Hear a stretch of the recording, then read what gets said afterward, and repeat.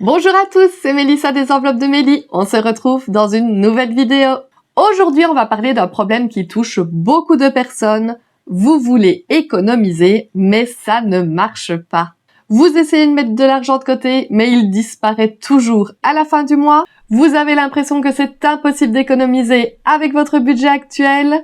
Ne vous inquiétez pas, vous n'êtes pas seul. Je vais vous expliquer les principales raisons qui vous empêchent d'épargner et surtout comment y remédier facilement. C'est parti! L'erreur numéro 1 est que vous ne suivez pas vos dépenses. On ne peut pas améliorer ce qu'on ne mesure pas. Beaucoup de gens pensent savoir où part leur argent, mais en réalité, ils sous-estiment les petites dépenses. Par exemple, un café à 2,50 € par jour, ça équivaut tout de même à 75 € sur le mois. La solution est donc de noter strictement toutes vos dépenses, aussi minimes soient-elles, pour vraiment vous faire une idée de où part votre argent. Quand vous aurez pris l'habitude de faire ça sur plusieurs semaines, voire plusieurs mois, vous verrez qu'il y a beaucoup de choses que vous pourrez supprimer de vos petites habitudes pour économiser de l'argent.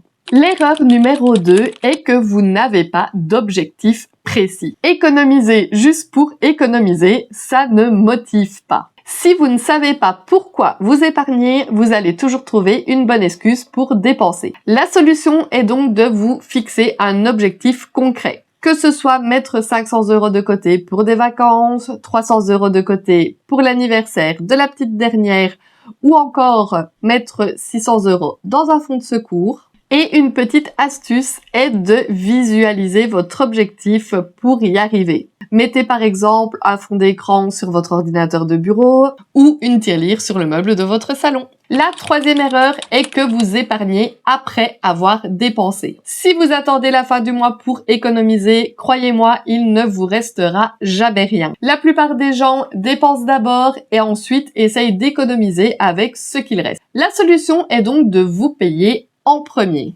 Dès que vous recevez votre salaire, la première chose à faire est de mettre de côté ce que vous souhaitez pour les épargnes. Si vous avez peur de ne pas y penser et que vous gérez votre argent avec votre compte bancaire, vous pouvez tout simplement vous faire un virement sur un autre compte pour épargner. Et si vous utilisez le système des enveloppes budgétaires, dès que vous avez retiré votre argent à la banque, mettez d'office les sous que vous souhaitez de côté. L'erreur numéro 4 est que vous vivez très probablement au-dessus de vos moyens. Ce n'est pas vraiment combien vous gagnez qui compte, mais plutôt ce que vous arrivez à garder de vos revenus. Beaucoup de gens augmentent leurs dépenses dès qu'ils gagnent plus, mais ce n'est pas du tout comme ça qu'on devrait fonctionner. La solution est d'adopter un mode de vie en dessous de ses moyens et surtout de résister à la tentation d'acheter toujours plus. La petite astuce est donc que, avant un achat, je vous invite à vous poser la question de savoir si vous en avez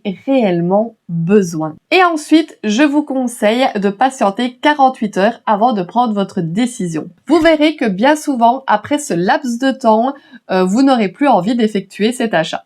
Et donc, vous ferez des économies. La cinquième erreur est que vous dépendez trop de la carte bancaire. Le paiement sans contact et les achats en ligne, ah oui, c'est super pratique, mais par contre, c'est aussi super dangereux pour votre budget. Payer avec la carte bancaire, ça rend l'argent invisible et donc beaucoup plus facile à dépenser. Je vous conseille de passer au budget en espèces, comme ça là, vous aurez vraiment la valeur de l'argent entre vos doigts et vous verrez que ce sera beaucoup plus difficile de faire une dépense en ayant l'argent en main propre. Si vous ne souhaitez tout de même pas utiliser d'argent liquide, je vous conseille de bien suivre vos dépenses avec les applications bancaires maintenant, c'est ultra facile.